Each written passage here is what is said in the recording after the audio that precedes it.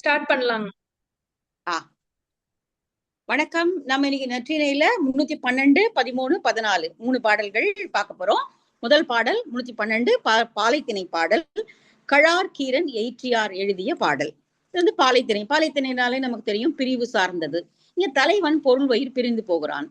அப்படி பிரிந்து போகும் பொழுது போற வழியில பாக்குற ஒரு காட்சி அவனுக்கு தலைவியை நினைவுபடுத்துகிறது.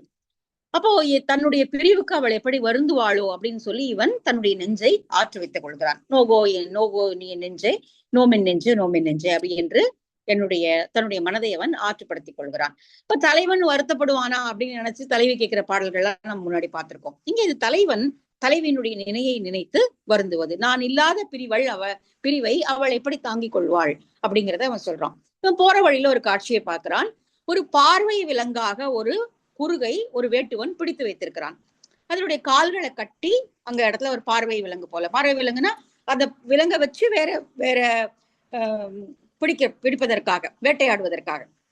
அப்போ அது வந்து அந்த குறுகு உட்கார்ந்து இருக்கிறதுக்கு பக்கத்துல இருக்கக்கூடிய புதலாக ஈங்கை மலர்கள் மலர்ந்திருக்கின்றன. பனி பெய்வதன் காரணமாக காற்றில் ஆடி இந்த ஈங்கை மலர்களுடைய இதழ்கள் அல்லது அந்த மலர் வந்து அந்த குறுகின் மேல படுகிறது. அது பனி அப்படியே அது மேல தெரிக்குது. அப்ப கால் கட்டி இருக்கிறதுனால பறக்க முடியாம அந்த பறவை அப்படி நடுங்கி நிக்குது. உடனே அந்த வேட்டுவன் அதனுடைய கால் கட்டை அவிழ்த்து விடுகிறான். இந்த ஒரு காட்சியை தலைவன் பார்க்கிறான். அப்போ கோடை காலத்திலும் கூட நான் அருகில் இல்லை என்றால் அவள் இந்த பிரிவுக்கு வருந்துவாளே, இப்பொழுது இந்த பெரிய மாறி முடிந்த இந்த முன்பணி காலத்துல அவ என்ன செய்வாளோ தெரியலே என்று சொல்லி தன்னுடைய நெஞ்சில் அவன் வருத்தப்படுகிறான். இதுதான் இந்த பாடல் சொல்லக்கூடியது. நோகோ யானே நோம் என் நெஞ்சே, என்னுடைய நெஞ்சம் துயரப்படுகிறது. நோகோ யானே, நான் வருத்தப்படுகிறேன். பனிப்புதல் ஈங்கை அம்குழை வருட சிறை குவிந்திருந்த பைதல் வெண்குருகு பார்வை வேட்டுவன் கால் கலைந்து அருள மாறி நின்ற மையல் அச்சிரம் யாம் தம் உழையமாகவும் தானே எதிர்த்த தித்தி முற்றா முலையள் கோடை திங்களும் பனிப்போல் வாடை பெரும் பணிக்கு என்னள் கொல் எனவே. இப்போ வந்து மாறி முடிஞ்ச காலத்தை இவன் கிளம்பியிருக்கான். மாறி முடிந்து முன்பணி காலம் அந்த நேரத்துல இவன் கிளம்பியிருக்கான். அதனாலதான் அந்த முன்பணியினுடைய அந்த வர்ணனை முன்னாடி வருகிறது. பனிப்புதல் ஈங்கை மலர்கள் புதலாக மலர்ந்திருக்கக்கூடிய அந்த இடத்துல அது பக்கத்துல வேட்டுவன் ஒரு பறவையை, வெண்குருகு பறவையை காலை கட்டி அமர வைத்திருக்கிறான் பார்வை விலங்காக. இப்ப அந்த ஈங்கை மலர்கள் அந்த பறவையினுடைய சிறகு மேல பட்டு அதுக்கு குளிர் நடுக்குகிறது. ஏற்கனவே மழை பெஞ்சு முடிஞ்சிட்டதுனால அந்த மழை துளிகள் அந்த புதர் மேல இருக்கிறது. அது காற்றில் அசையும் பொழுது அந்த வெண்குருகனுடைய சிறகு மேல போய் படுது.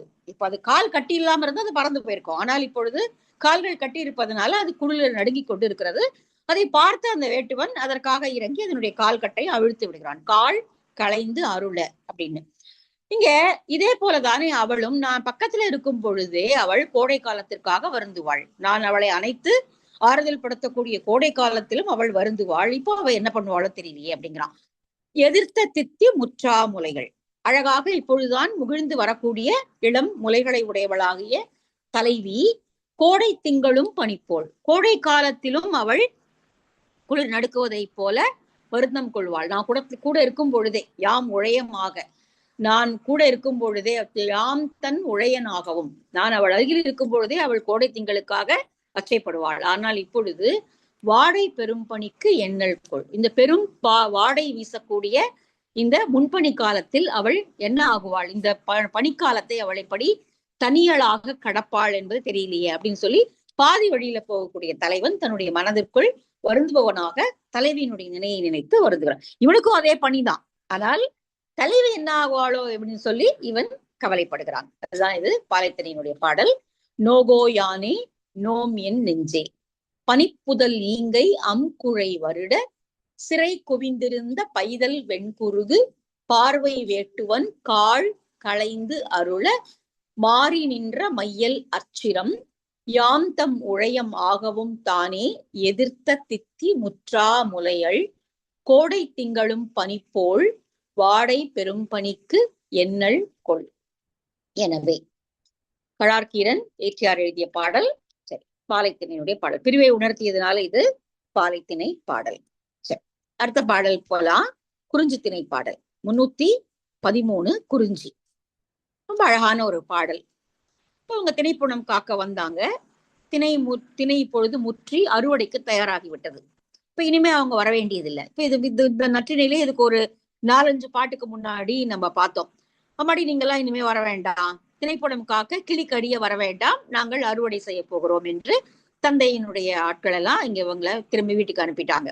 இப்ப இனிமே அவளை பார்க்க முடியாது. தலைவன் இது நாள் வரைக்கும் திணைப்படம் காக்கக்கூடிய இடத்துக்கு வருவான், அங்க இருக்கக்கூடிய அருவியில் நீராடி மலர்களை பறித்து இவர்கள் தங்களுடைய காதலை வளர்த்து கொண்டிருந்தார்கள். இப்போ இனிமே வேற வழி இல்லை, வீட்டுக்கு கிளம்பி போக வேண்டியதுதான்.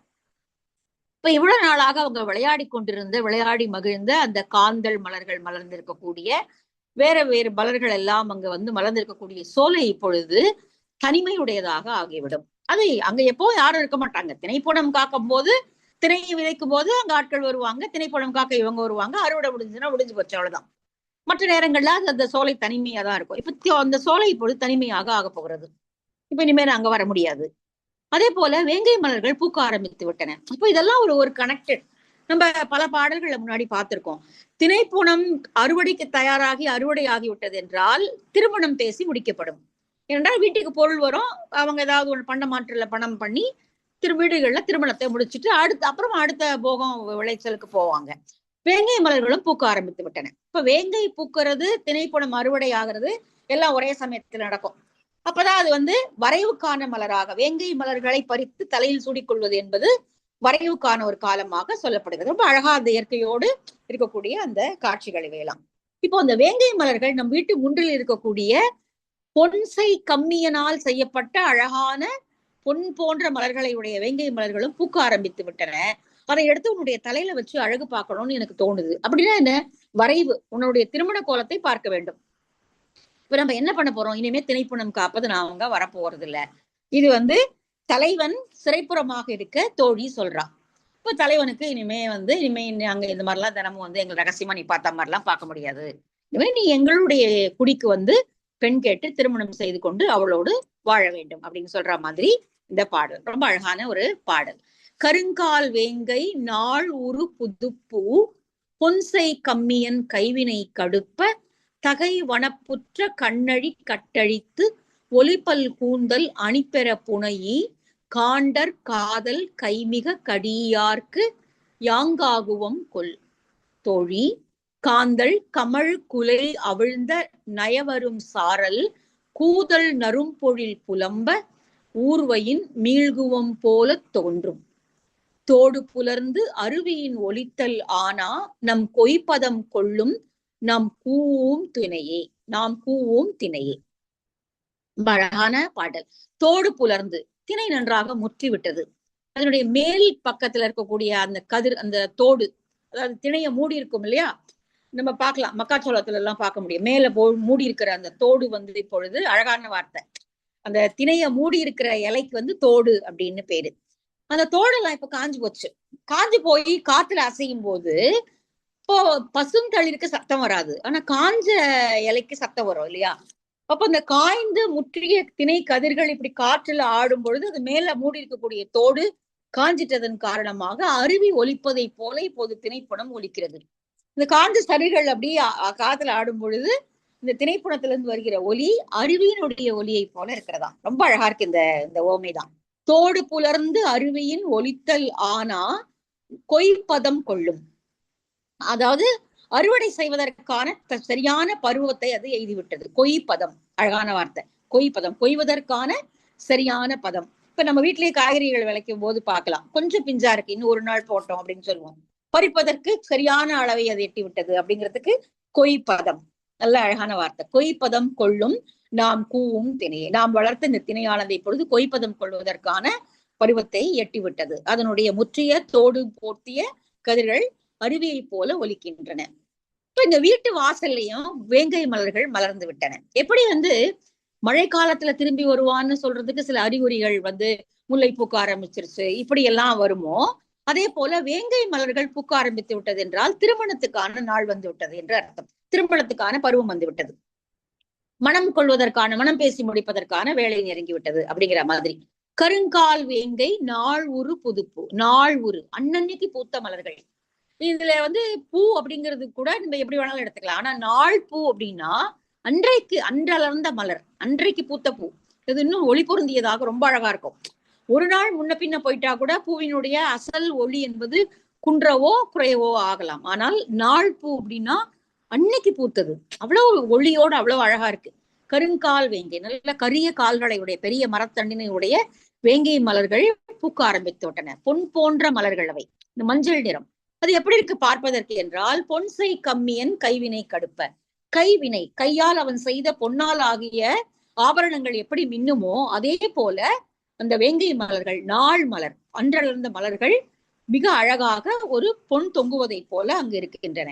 தகை வனப்புற கண்ணழி கட்டழித்து, அதை அவ்வளவு அழகாக அது பார்ப்பதற்கே எப்படி இருக்குன்னா, அதை பறிச்சு தலையில வச்சு அழகு பார்க்க மாட்டோமா அப்படின்னு இருக்கு. ஒலிப்பல் கூந்தல் அணிபெற புனை. ஒலிப்பல் கூந்தல் அப்படின்னா நன்றாக அடர்த்தியான கூந்தல். ஒலினா அது ஒரு ஒரு ஒரு ஒரு வரி இருக்கும் இல்லையா, அப்ப அந்த கூந்தலை பிரின்னு சொல்லுவோம் இல்லையா, அது மாதிரி நிறைய பிரி இருக்கக்கூடிய ஆனால் அடர்த்தியான கூந்தலை உடைய அந்த உன்னுடைய தலையில் வைத்து அழகு பார்க்கக்கூடிய காண்டர் காதல் கை மிக கடியா இருக்கு. உன்னுடைய தலையில் வைத்து அதை அழகு பார்க்க வேண்டும் என்று காதல் மீதூறுகிறது, மனசுல அந்த ஆசை எழுகிறது. அப்படின்னா என்ன அர்த்தம்? உன்னை ஒரு மனக்கோலத்தில் பார்க்க வேண்டும் என்கிற ஆசை எழுகிறது. யாங்காகுவம் கொள். ஆனா இப்ப நம்ம என்ன செய்யறதுன்னு தெரியலையே. திணைப்புணம் இப்போ அறுவடை செய்வதற்கு தயாராக ஆகிவிட்டது. நாம இனிமே இங்க வர முடியாது. காந்தள் கமழ் குலை அவிழ்ந்த நயவரும் சாரல். நயவரும் விரும்பத்தகுந்த இந்த சாரலிலே காந்தள் மலர்கள் மலர்ந்திருக்கின்றன. கூடவே நிறைய மலர்களும் மலர்ந்து மனம் வீசுவதனால அந்த சோலைகள் எல்லாம் நறுமணம் பொருந்தியவையாக இருக்கின்றன. கூதல் நறும் பொழில் புலம்ப. புலம்புதல் என்றால் தனிமை உற. இப்போ நம்ம இவ்வளவு நாளாக விளையாடி மகிழ்ந்த காதலனோடும் இருந்த இந்த பொழில் இப்பொழுது தனிமை உறப்போகிறது. நம்ம இனிமே இங்க வரப்போறது கிடையாது. இப்ப நாம இங்க வரப்போறது இல்லைன்னா அவனும் இங்க வர வேண்டியது இல்லை. அவன் வந்தாலும் ஒண்ணும் ஆக போறது இல்லை. நம்ம இனிமே வரமாட்டோம். ஊர்வையின் மீள்குவம் போல தோன்றும். இன்னும் அவங்களுக்கு செய்தி வரல. தோடு போல ஆகி காஞ்சி விட்டது, கொய்ப்பதம் கொள்வதற்கு தயாராக இருக்குது. இன்றோ நாளையோ இனிமே நீங்க வர வேண்டாம்னு சொல்லிடலாம். அதனால இன்னைக்கே சொல்லிடுறா தலைவன் கிட்ட, நாளைக்கு நாங்கெல்லாம் வருவோமான்னு தெரியாது. எங்க வீட்டு வாசல்லையும் வேங்கை மலர்கள் நன்றாக மலர்ந்து மனம் வீச ஆரம்பித்து விட்டன.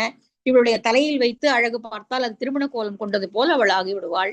எனவே என்ன செய்ய போகிறாய்? நாங்கள் இந்த சோலை புலம்ப தனிமை எய்தும்படியாக நாங்கள் இனி நாளை வராமலும் போகலாம். நம்ம என்ன செய்ய போறோம்னு தெரியலையே. இது தலைவனுக்கு நேரடியா சொல்லல, தலைவன் சிறைப்புறமாக இருக்கிறான். நம்ம நாளையில இருந்து வர முடியாட்டா என்ன செய்யறதுன்னு தெரியலையே அப்படின்னு சொல்லி வீட்டிலையும் வரைவு நேர்வதற்கான அத்தனை அறிகுறிகளும் தோன்றிவிட்டன. எனவே நீ என்ன செய்ய போகிறாய் தலைவரே என்று கேட்பதை போல இங்கே சிறைப்புறமாக தோழி தலைவியிடம் இந்த பாடலை சொல்கிறாள். இந்த பாடல் ரொம்ப அழகான பாட்டு இல்லையா? கருங்கால் வேங்கை நாளொரு புதுப்பூ பொன்சை கம்மியன் கைவினை கடுப்ப தகை வனப்புற்ற கண்ணழி கட்டழித்து ஒலிபல் கூந்தல் அணிபெற புனையி காண்டர் காதல் கைமிக கடியார்க்கு யாங்காகுவம் கொள் தோழி காந்தள் கமழ் குலை அவிழ்ந்த நயவரும் சாரல் கூதல் நரும் பொழில் புலம்ப ஊர்வையின் மீள்குவம் போல் தோன்றும். தோடு புலர்ந்து அருவியின் ஒலித்தல் ஆனா பொய்ப்பதம் கொள்ளும் நாம் பூவும் திணையே. தங்கால் பொற்கொல்லன் வெண்ணாகனார். அவரே ஒரு பொற்கொல்லன் தான் போல இருக்கு இந்த பாடலை எழுதியவரே. அதனால்தான் அவருடைய தொழிலை சிறப்புக்கும் விதமாக புன்சை கம்மியன் கைவினை கடுப்ப அப்படின்னு சொல்லி ஒரு வரியே எழுதியிருக்காரு. சரி, அழகான பாட்டு. அடுத்த பாடல் போலாம். பாலைத்திணை. பாலைத்திணை பாடல் இங்கே பிரிவிடை மெலிந்த தலைமகள் சொல்லியது. அவன் என்ன சொன்னான்? உன்னை விட்டு பிரியவே மாட்டேன்னு சொன்னான்.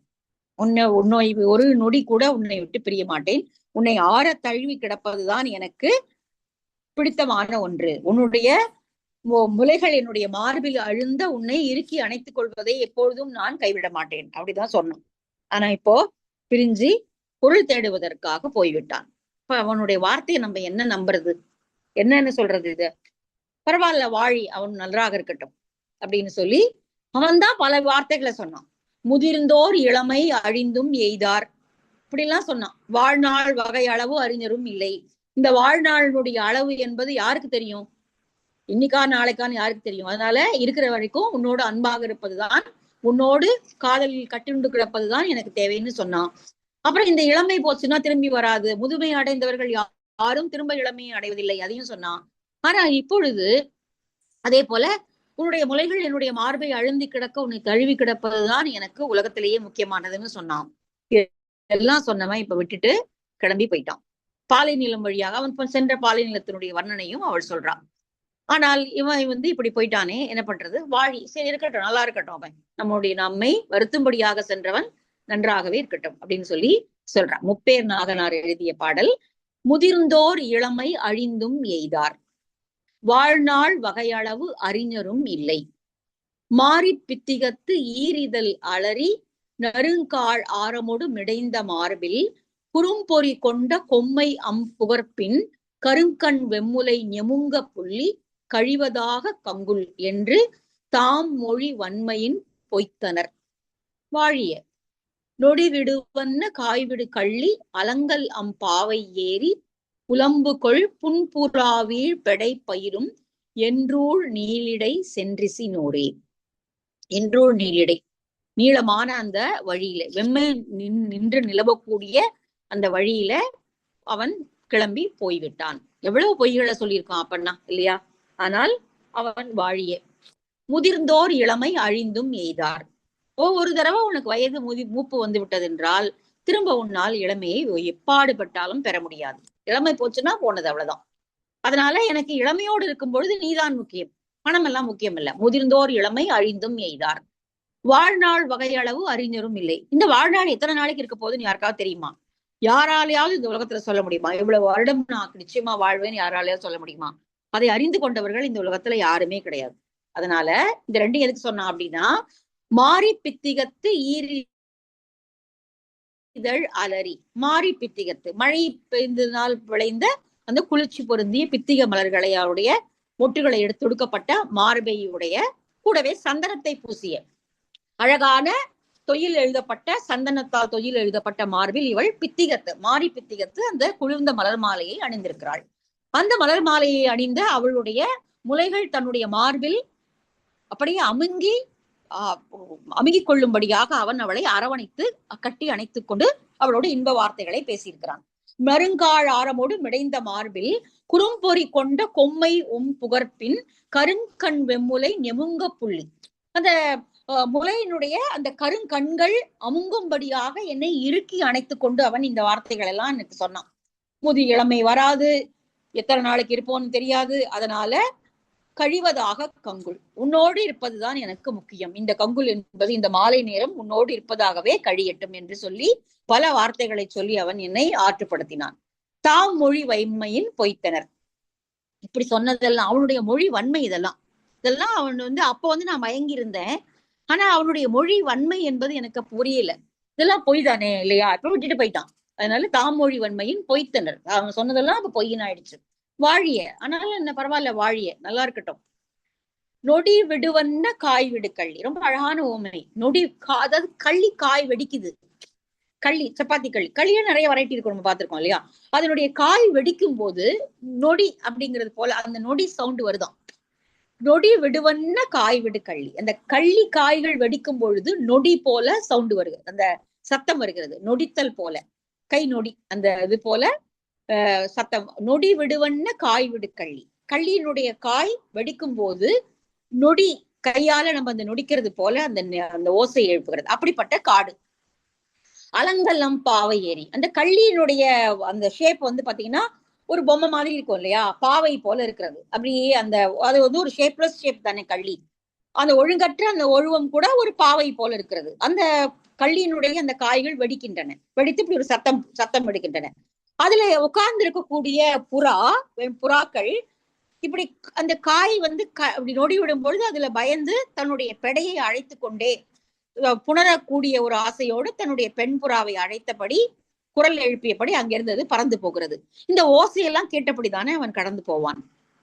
அவன் செல்லக்கூடிய வழியில தன்னுடைய துணையை புறா அழைக்கக்கூடிய, ஆண் புறா தன்னுடைய துணையான பெண் புறாவை அழைக்கும் ஓசையோடு இருக்கக்கூடிய கள்ளியினுடைய காய்கள் வெடிக்கக்கூடிய அந்த காட்சியெல்லாம் பார்த்து கொண்டுதானே அவன் போவான். அப்பொழுது அவனுக்கு என்னிடம் சொன்ன பொய்கள் எல்லாம் நினைவுக்கு வராதா? ஆனால் இப்படியெல்லாம் சொன்னவன் இப்பொழுது என்னை விட்டு அவன் நீண்ட தூரம் சென்றூர் நீளிடை சென்றிசினோரே. நீண்டமா அந்த வெம்மை தங்கியிருக்கக்கூடிய, வெம்மையினாலே அங்க கள்ளி வளர்ந்திருக்கிறதுனாலே அங்க வெம்மை இருக்கிறதுன்னு அர்த்தம். வெம்மை தங்கியிருக்கக்கூடிய அந்த வழியில் இப்பொழுது சென்றிருக்கிறானே, அவன் சொன்ன பொய்கள் எல்லாம் அப்பொழுது பொய்தானா அப்படின்னு சொல்லி இங்க தலைவி கேட்கிறான். அதான் இந்த பாடல். ரொம்ப அழகான ஒரு பாலைத்திணையை பற்றிய வர்ணனை. முதிர்ந்தோர் இளமை அழிந்தும் எய்தார், முப்பேர் நாகனாருடைய பாடல். முதிர்ந்தோர் இளமை அழிந்தும் எய்தார், வாழ்நாள் வகையளவு அறிஞரும் இல்லை. மாறி பித்தகித்து ஈர் இதழ் அலறி நறுங்காள் ஆரமோடு மிடைந்த மார்பில். இது அவனுடைய மார்பு. மாறி அதாவது பித்திக மலர்களால் அணிந்த மாலை அணிந்த சந்தனம் தடவிய மார்பு. நறுங்காள் ஆரமோடு மிடைந்த மார்பில் குறும்பொறி கொண்ட கொம்மையம் புகற்பின் கரும்கம் வெம்முலை நெமுங்க புள்ளி. நெமுங்கன்னு அழுந்துமாறு, என்னுடைய மார்பகம் அவனுடைய மார்பில் அழுந்துமாறு புள்ளி கொண்டு கழிவதாக கங்குல் என்று தாமொழி வன்மையின் பொய்த்தனர் வாழிய. நொடிவிடுவண்ண காய்விடு கள்ளி அலங்கல்லம் பாவை ஏறி புலம்பு கொள் புன்புறா வீழ் பெடை பெயரும். புன்புறா வீழ் பெடை பயிரும் என்றூழ் நீளிடை சென்றிசி நோரே. நல்ல அழகான பாலைத்திணையினுடைய பாடல். இதுவும் பிரிவு உணர்த்தியதுனால பாலைத்திணை சார்ந்த பாடல். முதல்ல பாட்டு பார்த்தது தலைவன் கூற்று, இது தலைவி கூற்று. சரி, நம்ம 314 வரைக்கும் பார்த்திருக்கோம். அடுத்த பாடல் பார்க்கலாம். பாய்.